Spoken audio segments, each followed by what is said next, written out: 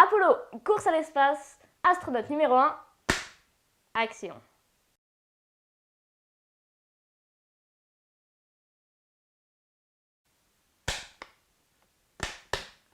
Pourri mon clap. De 1957 à 1975, les deux superpuissances mondiales, les États-Unis et l'URSS, s'affrontent lors d'une course dans le domaine de l'aéronautique.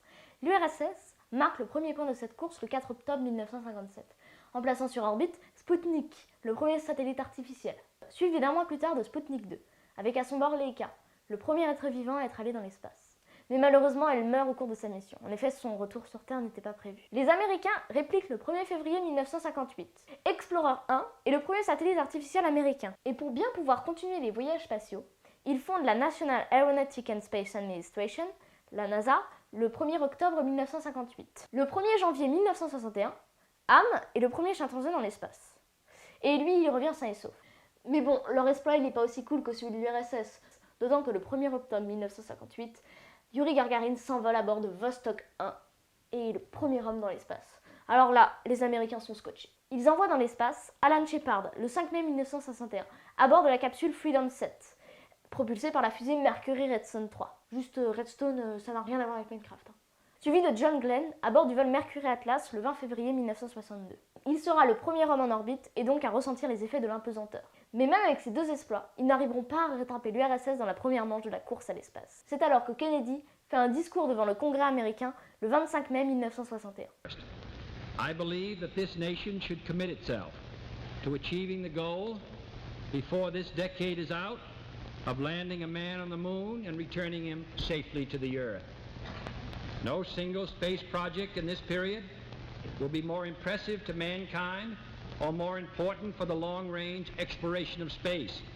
Ça y est, les Américains sont partis pour décrocher la Lune. Leur programme débutera avec les navettes Gemini, 12 vols au total dont 10 habités. L'objectif de ce programme étant de tester tout un tas de trucs comme l'arrimage entre deux vaisseaux ou les sorties extravéhiculaires, c'est-à-dire les sorties dans l'espace, en scaphandre. Et c'est ainsi que débuta le programme Apollo. Mais le 27 janvier 1967, un incendie ravagea la capsule d'Apollo 1, coûtant la vie à Virgil Grayson, Edward Wright et Roger Chaffee. Excusez-moi pour mon accent.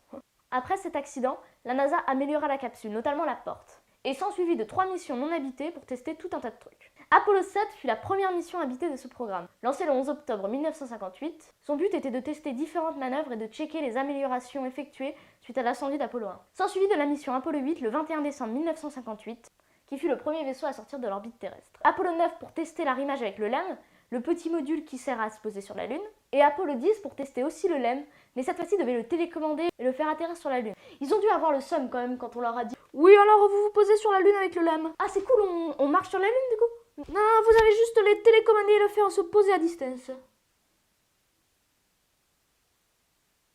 Hello darkness, my old friend.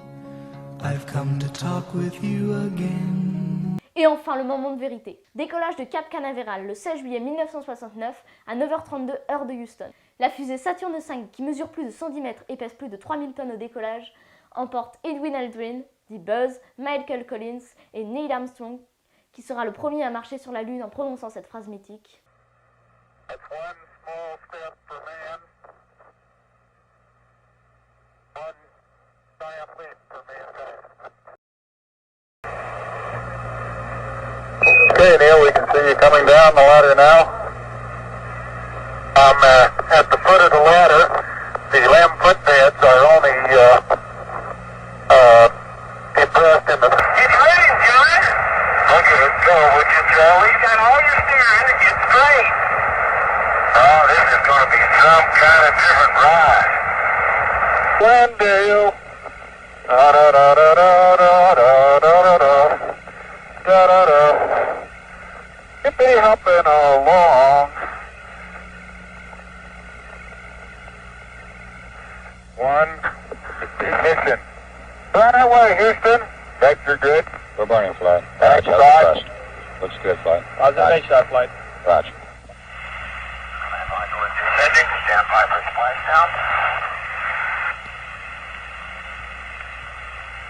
Recovery, America, stable water, the crew go. Et bien voilà, cette vidéo sur le programme Apollo qui aura coûté plus de 25 milliards de dollars aux USA tous à sa fin.